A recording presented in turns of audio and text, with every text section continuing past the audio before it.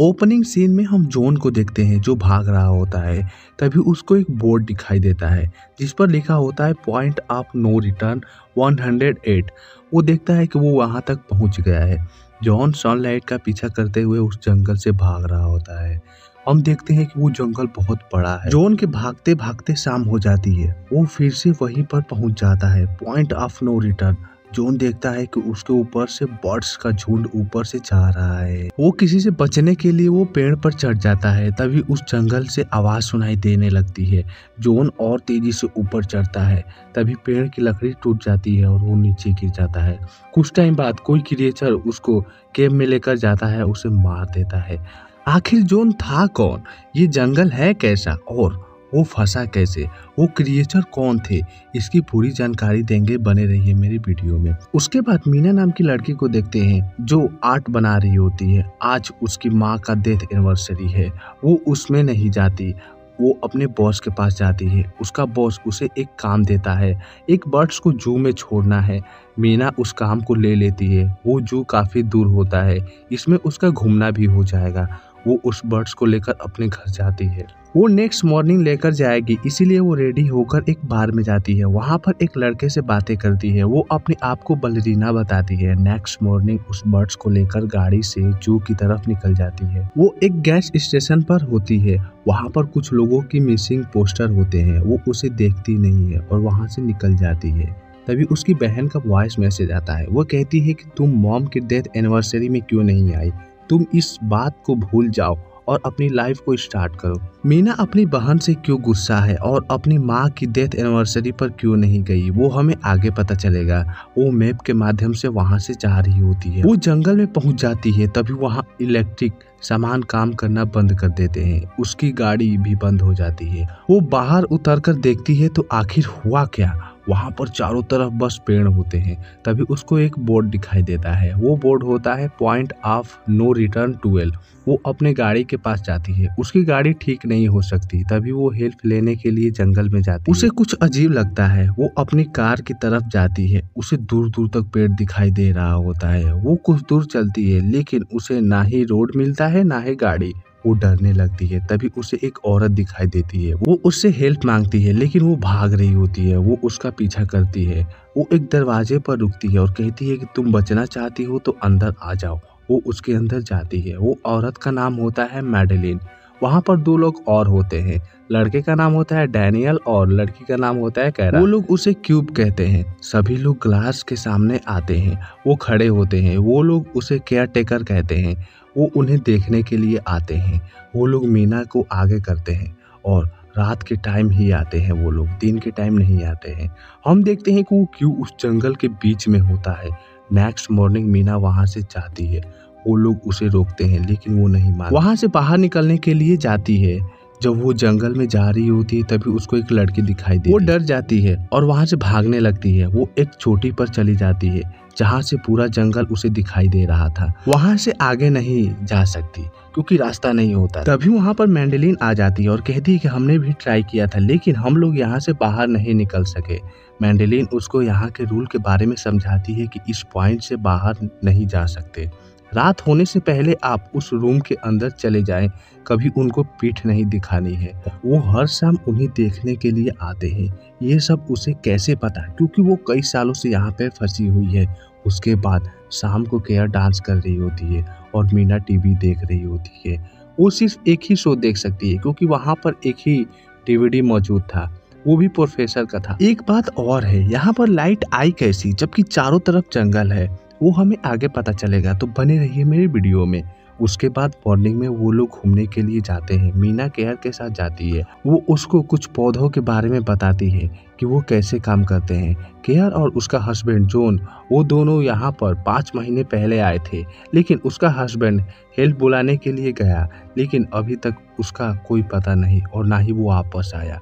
वो उसका इंतजार कर रही होती है। जो हमने मूवी की शुरुआत में देखा था वो मैन, वो इसी का हस्बैंड था। केयर उसको एक केव दिखाती है और कहती है कि इसके अंदर वो केयर टेकर रहते हैं। रात होने पर यहाँ से निकलते हैं। यह बेसमेंट की तरह है जो हर केव किसी टनल की तरह जुड़ा है। उसके बाद मैंडेलिन उसे समझाती है कि रात में दरवाजा नहीं खोलना है। रात में मीना शीशे के पास जाती है, उसे नॉक करती है।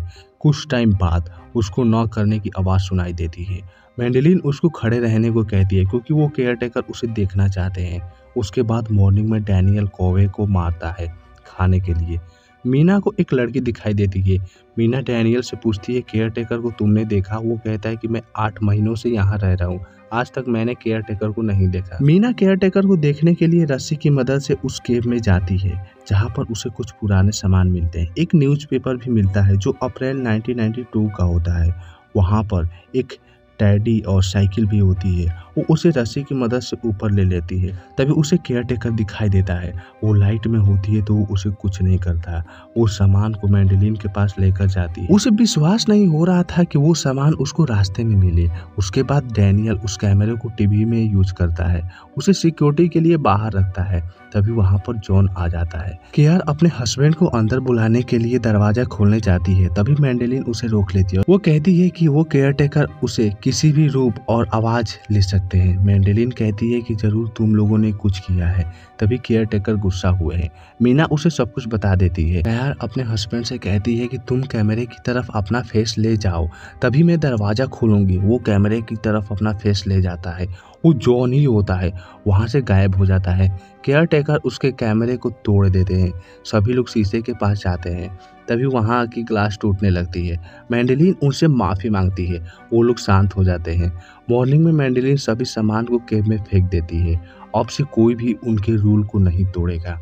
उसके बाद हमें मीना की माँ का डेथ का सीन दिखाया जाता है। जब मीना और उसकी जुड़वा बहन लूसी उसकी कार में जा रहे होते हैं, तभी मीना कार के विंडो के ग्लास के ऊपर नीचे कर रही होती है। तभी उसकी हाथ उसके अंदर दब जाता है, जिससे उसकी माँ का ध्यान हट जाता है। उनकी कार के सामने से आने वाली गाड़ी से टकरा जाती है, जिससे उसकी माँ की वहीं पर मौत हो जाती है।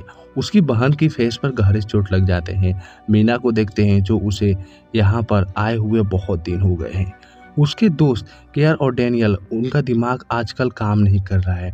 डैनियल हमेशा मैंडेलिन से लड़ता रहता है। मीना उसे पूरे जंगल का चित्र बनाती है, पेड़ों पर निशान लगाती है जिससे जाने में समय कम लगे। वो फर्श पर चित्र बना रही होती है। तभी केयर वहाँ से चली जाती है। वो जाती है केव में अपनी जान देने के लिए, क्योंकि वो अपने हस्बैंड को बहुत ज़्यादा याद करती है। तभी उन्हें कोई आवाज़ सुनाई देती है। वो लोग जाते हैं तो डैनियल मैंडेलिन को बांधा होता है। वो वहाँ पर पागल हो रहा है। तभी वहाँ शाम हो जाती है। मैंडेलिन और मीना दोनों जाते हैं। डैनियल दरवाज़ा बंद कर दिया था। वो लोग उसे रिक्वेस्ट करते हैं कि दरवाज़ा खोलो, लेकिन वो नहीं खोलता। तभी वहाँ पर केयरटेकर आ जाते हैं। वो लोग झाड़ियों में जाकर छुप जाते हैं। तभी उनके सामने एक केयरटेकर आता है जो उस क्यूब के पास जाता है उसे देखने के लिए। वहाँ पर बहुत सारे केयरटेकर होते हैं जो लंबे होते हैं। वो उन्हें देखने के लिए आते हैं, लेकिन वहाँ पे 2 लोग दिखाई देते हैं। तो वो केयरटेकर गुस्सा हो जाते हैं, क्योंकि 4 लोगों को वहाँ पर होना चाहिए। उन्होंने रूल तोड़ा। वो उन्हें ढूंढने के लिए जंगल में जाते हैं। तभी चांस मिलकर वो दोनों दरवाजे के पास जाते हैं। मीना डैनियल से रिक्वेस्ट करती है कि प्लीज़ दरवाज़ा खोलो, लेकिन वो नहीं खोलता। तभी मीना अपनी स्टोरी सुनाती है। डैनियल दरवाज़ा खोल देता है। वो लोग शीशे के पास जाते हैं। वो केयरटेकर उन्हें देखने के लिए आते हैं, क्योंकि वो उनसे सीख सके। लेकिन इस बार केयरटेकर गुस्सा हो गए हैं। वो उन्हें सबकी आवाज़ निकालते हैं, जैसे क्लेयर की आवाज़, मीना की आवाज़ और मैंडेलिन की आवाज़, डैनियल की आवाज़। वो लोग निकालते थे। वो लोग डर जाते हैं। मैंडेलिन बताती है कि उसने अपनी शक्ल के एक केयरटेकर को देखा जो उसी की तरह था, लेकिन वो थोड़ा पतला था। तभी वो दरवाज़ा जोर जोर से पीटने लगते हैं। वो लोग दरवाजे पर टेबल लगा देते हैं जिससे वो दरवाज़ा रुक सके। तभी उन्हें एक बेसमेंट दिखाई देता है। वो लोग उसको खोलते हैं और उसके अंदर जाते हैं। वो केयरटेकर उसके अंदर नहीं जा सकते। वो लोग अंदर जाते हैं तो उन्हें बहुत ही कीमती सामान मिलते हैं। इस बेसमेंट के बारे में किसी को नहीं पता, ना ही मैंडेलिन को, क्योंकि वो कई सालों से यहाँ पर रह रही है। तभी उन्हें एक कंप्यूटर मिलता है। वो लोग उसको स्टार्ट करते हैं। तभी उनको प्रोफेसर के बारे में पता चलता है। उसी ने ये क्यूब बनाया होता है। उसकी बहुत सारी वीडियो होती है। जब से यहाँ पर रह रहा है तब से वीडियो बनाया। प्रोफेसर यूनिवर्सिटी में पढ़ाता था। वो एक एंजल पर रिसर्च करता था। उसके बारे में पता था इस जंगल के क्रिएचर के बारे में। वो जंगल के बीचों बीच एक क्यूब बनाया। वो गांव में जाता है, वहां से मजदूरों को लाता है और वो दिन भर काम कर रहा था। शाम को उस केयरटेकर को दे देता था। इसी प्रकार क्यूब को बनाया गया था। बहुत से लोगों की जाने गई थी। समय बीतता गया। वो उन लोगों पर रिसर्च करता रहा। वो एक वॉचर को पकड़ा होता है, उस पर रिसर्च करता था, उसे वीडियो में शूट किया। मीना उसके बाद लास्ट वीडियो देखती है जिसमें वो प्रोफेसर उस वॉचर को मारने के लिए जाता है। एक गोली उसे मारेगा, एक गोली खुद मारेगा, वो दोनों वहीं पर मर जाएंगे। ऊपर जाता है, हमें 2 गोलियों की आवाज़ सुनाई देती है। वो मरने से पहले वहाँ से जाने का रास्ता बताता है और कहता है कि यूनिवर्सिटी जाकर सभी सबूतों को जला दे। एक तो बात है, उन लोगों को यहाँ से निकलने का रास्ता मिल गया। शाम में क्लेयर खुशी मनाती है और वो डांस करती है। अगली सुबह वो लोग बेसमेंट से निकल जाते हैं। वो लोग रास्ते से होते हुए जाते हैं। वो पॉइंट ऑफ नो रिटर्न 132 के पास पहुंच जाते हैं। प्रोफेसर ने कहा था कि बर्ड्स का इंतजार करना, लेकिन वो लोग बर्ड्स का इंतजार नहीं करते क्योंकि उनके पास बर्ड्स होती है। वो लोग उसके जरिए वहां से जाते हैं। वहां पर बारिश होने लगती है। वो लोग जैसे तैसे करते हुए जाते हैं। तभी वो लोग परियों का चित्र बना हुआ मिलता है। वहां पर परिया को दफनाया गया था। वह परियां जमीन से बाहर निकलने की कोशिश करती थी, इसीलिए वो केव की तरह बने होते हैं। जब परियों ने उस केव से बाहर निकले तो वो धूप में जलने लगी और जमीन में धंसने के कारण उसके पंख टूट गए। परिया ही केयरटेकर या वॉचर है। क्रिएचर उन्हें रोकने की कोशिश करते हैं, लेकिन वो उनसे बचते हुए नदी के पास पहुंच जाते हैं। डैनियल को जॉन दिखाई देता, लेकिन वो जॉन नहीं होता, वो वॉचर होते हैं। वो लोग नाव में पहुंच जाते हैं। जॉन उस वॉचर का शिकार हो जाता है। वहां पर सभी वॉचर जॉन की तरह होते हैं। वो लोग डैनियल को छोड़कर नाव लेकर वहां से निकल जाते हैं।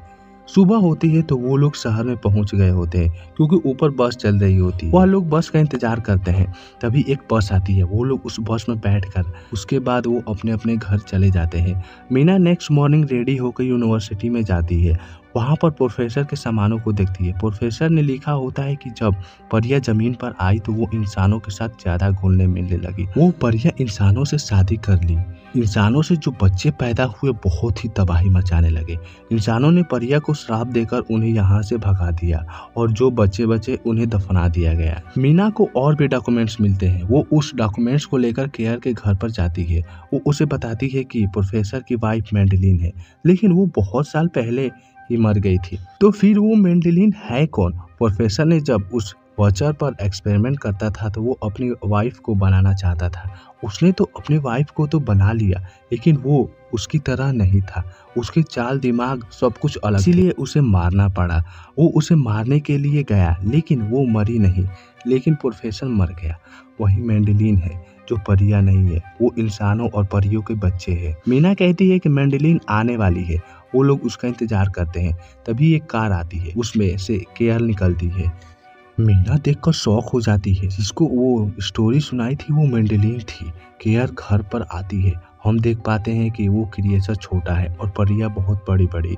वो क्रिएचर क्लेयर के मार कर बेहोश कर देता है। वो क्रिएचर अलग अलग रूप लेकर मीना को मारने के लिए जाता है। तभी मीना कहती है कि तुम इंसानों हो, इंसानों की तरफ फीलिंग को समझ सकते हैं। ऐसा ही बातें बोलती है जिससे उसको असलियत का पता चलता है। उस क्रिएचर के पंख भी आ जाते हैं। वो उड़कर वहां से चला जाता है। कुछ टाइम बाद मीना अपनी बहन लूसी के पास जाती है। उसे सब कुछ बता देती है और कहती है कि वो अभी भी छोटी लड़की बनकर मेरा पीछा करता है। उस क्रिएचर को हम घर के बाहर देखते हैं। उसका अजीब चेहरा होता है। जंगल में थी वो परिया थी। इंसानों के दुष्कर्मों के लिए इंसानों को मारती थी। उसके बच्चे परिया से ज़्यादा पावरफुल थे। वो किसी का भी रूप ले सकते थे। वो धूप में भी निकल सकते थे, लेकिन परिया नहीं। जब परियों को दफनाया गया तो उसमें भी एक क्रिएचर को दफना दिया गया। जब जमीन छेद कर बाहर निकले तो परिया क्रिएचर को परेशान करती थी, क्योंकि उसी की वजह से ये सब हुआ है। और यही थी यह मूवी। आशा करते हैं आपको समझ में आया होगा। मिलते हैं नेक्स्ट वीडियो में, तब तक के लिए बाय बाय।